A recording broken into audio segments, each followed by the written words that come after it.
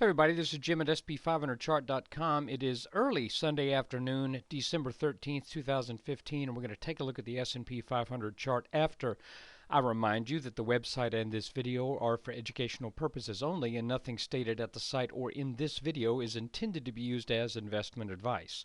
I control lines on charts, but you have to draw your own conclusions from your own research and make investment decisions that are suitable for your personal financial situation. I am not a licensed financial professional. I'm just a guy who draws lines on charts. So let's dig in and see what happened this week and what the heck happened on Friday. Well, first thing I want to do is start out on an hourly chart just to kind of see a perspective of what has taken place over the past number of weeks. Actually, this chart looks at about the last 10 weeks, I guess. I was going to say 8.5 weeks. Why was I thinking that? It should have been 8 weeks and half a month. But anyway, here's the chart, and you can see that we've made 2 goes at over 2100 in the past 6 weeks, and each one of those got turned back. And each time we got turned back, it happened with a in this first instance, we entered this kind of strange looking descending broadening pattern here.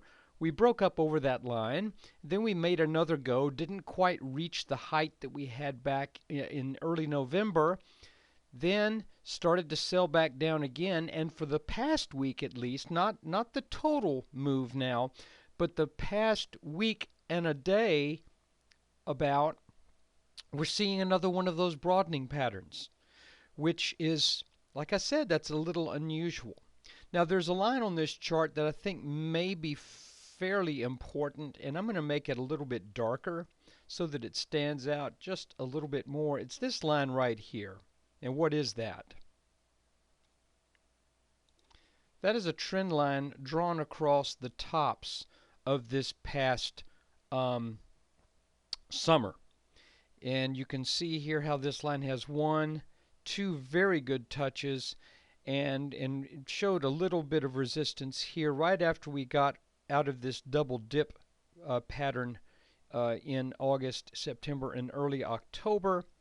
We broke out over that, back tested that line once, and I'm just keeping that on the chart because of the way we back tested that and had that nice rally. I'm keeping that line in play just in case we see this sell-off continue even lower than what we saw this past week. Now, if we zoom in and look at it on a 10-minute chart, here you see what I'm looking at with regards to a sort of another descending broadening pattern. Let me massage this line just a bit. There you go. And this, by the way, is the extended neckline from our head and shoulders top. Maybe 4-hour chart's a better view at that. From our head and shoulders top back here from the first of the year, that's that extended neckline. You can see that twice we have gotten underneath that line, and we have closed under that line as well. Here is the darker orange line that I showed you just a while back. While I've got this chart here, I'm going to get rid of a few things. Well, just that one thing. So we knew coming into this week that we would likely not just zoom up over this line of resistance right here, because we spent more than 6 months in this range back in the first part of the year. We are right now actually a little bit under that. We are actually under that range right now. But if we firm up, because this neckline, potential neckline, is sloping down, if we firm up a bit and we come back to this line, then this still could very well be serving as an inverted head and shoulders pattern. But at this point, with the weakness that we saw this week, I think we've got to also realize this has a bearish potential, and that bearish potential is a large head and shoulders top. So if we totally fail to get over this line right here, and instead we continue to sell back down, take out this support line, come down to under 1900, and then break through this line, folks, the markets will be ugly, because at that point we would actually have a target. Go back to that daily chart. At that point we would actually have a target from a head and shoulders top that is in the low 1600s. So that would represent about a 20% drop from current levels. And so that's something to be aware of. I don't want to turn a blind eye to anything that's not being honest. But there's also a chance that we still reap the benefits of that double bottom that we've talked about a number of times right here, even though we're slightly underneath this middle peak right there. If we firm up early this week and head back up, that would mean that this pattern right here is very much alive. Nothing so far says we are dead at this point. We are just barely underneath this line right here. And if we look at a couple of trend lines here, I want to show you a couple things. The first is I've put a new line up here. I know this is a good resistance line. Okay, I have no doubt about this line right here. Remember now, originally we had this here, and it looked like this was a parallel channel, but on Thursday, when we got over that line again, and then coupled with Friday getting back underneath it, that means we've got to move that line. Because if you have a starting point and then you have 2 points that get over it and you fail to stay over it, another one gets over it and you fail to stay over it, well, that tells you this is our line of resistance. Also, I'm pretty good on this line being a line of support. What this line is now is a parallel to this one. So it appears to me that we are at support from this line, and that we are also at potential support from the parallel line drawn to this resistance line. We are slightly underneath that double bottom mid-peak area, but that just doesn't give me that little bit right there, seeing as how that took place on a Friday, that just doesn't worry me that much. I'll tell you when I'll start to worry, but not until I point out one more thing to you. The other thing that I'm seeing on this chart that I want to make mention of is the way we traded on Friday. We had our gap down, and then we just sort of I don't want to say listlessly, but then we just kind of slid down throughout the day. That leads me to throw up this little resistance line right here, and with the idea that getting over that line might mean this becomes one of those inverted typhoon flags. And what is that? Well, that's when you have a sudden gap or a sudden move in the markets where you then continue that move but at a much, much slower rate of descent. What that sort of does is in other words, this is sort of where the puncture took place right here, and this is just a slow bleeding off of shares. With the idea being once enough shares have been bled off, buyers will come back in and take it back up. That is the opposite of a bear flag. A bear flag is when you have a move down, and I'll just say this is one right here. It's not a perfect example, but it'll do for the sake of illustration.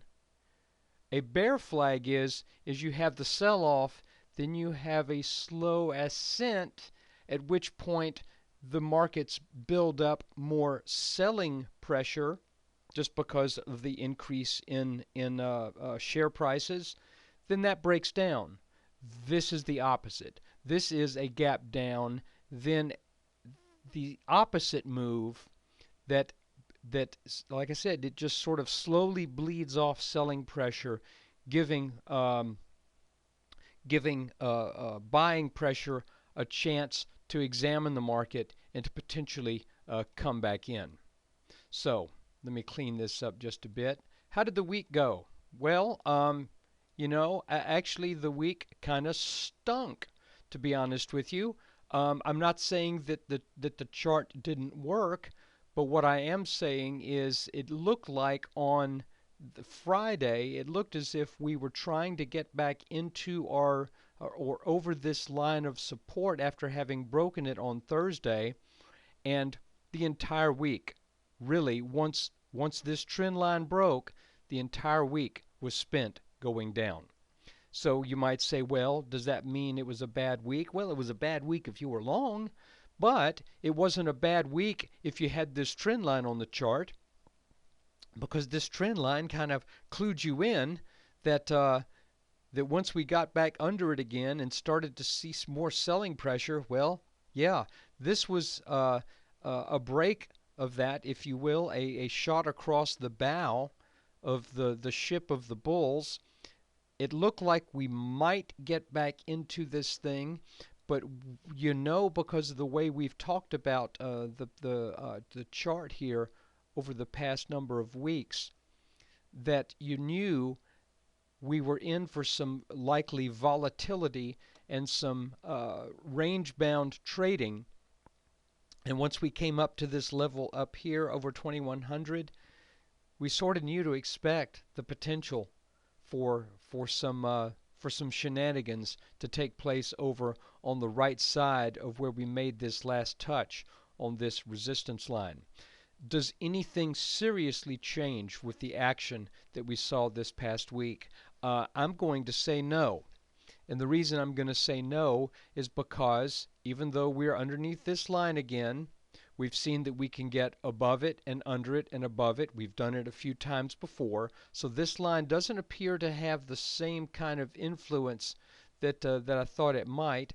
So with that in mind, it's going to be made lighter. This line right here, I'm going to keep it right where it is. We are slightly under it, but as you can see from the short-term chart, we've got a couple of reasons to expect a bounce this week. So let's see if we get it. Okay? And then finally, like I said, that double dip we have back here carries a target of 2188. It doesn't say we're going to get there in a hurry, and we've not made a new low lower than the double dip down here. So until we take this out by getting underneath this line, I say this pattern is still alive. I would be concerned if we get underneath this support line right here. If that were to happen, then we would have to be saying, if we come down and start putting pressure on these, then we could be seeing a cascade of events that turn this whole scenario on its head and turn us to a bearish stance. Now, keep in mind, December, people will do tax loss selling. We may see some additional selling pressure that is not that is a little bit enhanced in its strength because of tax loss advantages. So just be aware of that. But until we start taking down this line and this line right here is where I would, if we were to get underneath this is where I would say, guys, this is not looking good. Okay? I really want us to stay over 2000 ideally, or at least over this descending line that I'm highlighting right now.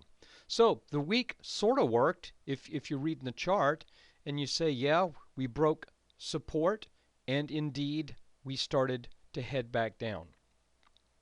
Let's see if we get another break above this line, and if we do, if that sends us back up to test 2100 again. Here's the deal. I don't like this descending broadening pattern. If you think about it, what does it mean? Well, what it means is what starts out as being just a little bit of selling up here starts to turn into a frenzy. And we start seeing days like we saw on Friday where we were down almost 2%. We had a day like that back the week of the 9th, or actually 2 days like that, where the market was actually, the S&P was down in excess of 2% within a couple of days. So that tells me that as we start to move down, some fear starts to creep into the market, and people begin to act a little bit out of fear. At some point, there will be sufficient fear for this market to put in a top. Right now, I'm not willing to quite call it that way because the chart hasn't broken in a big way. We have, like I said, we've got the potential setup for a large head and shoulders top, but we have a number of things that also tell us this market could rally, take out our line right up here, a little bit over 2100, and then we'd be looking for 2188 on our way to just under 2400. That's still possible. So I would just say let's keep watching the chart. Don't pay too much attention to the news. And I'll tell you another reason why not to pay too much attention to the news. By the way, that line almost extends back to this dip back here. The reason is that news actually can mess up your ability to think straight on the markets. In other words, while there's fear, there's probably still a good opportunity for some gains. It's when people think the market will never go down again that you reach a top. And I still haven't seen that. I still think there are skeptics, and I still think there are people who are looking for this market to turn over, and to turn over in a significant way. But as long as those people are out there, that means their cash is on the sidelines, because people are not fully invested expecting a crash. People who are expecting a crash have their money in cash. So that means there's cash on the sidelines. So wherever we rally, there's a decent chance, excuse me, that we'll come back up to 2100 and start to put some pressure on some of these resistance lines again. Let's see what happens this week. Again, I'll be interested to see if this descending broadening pattern does what the last one did. And remember, the last one broke to the upside, and we had a nice rally after that. So maybe where we are right here is kind of analogous to where we were back in the middle of November. Hey, if that's the case, we'll know soon this week. So guys, there's your video for the week ending December 11th, 2015. Thank you for taking time out of your day to watch it, and thank you again, as always, for your very kind support. Take care.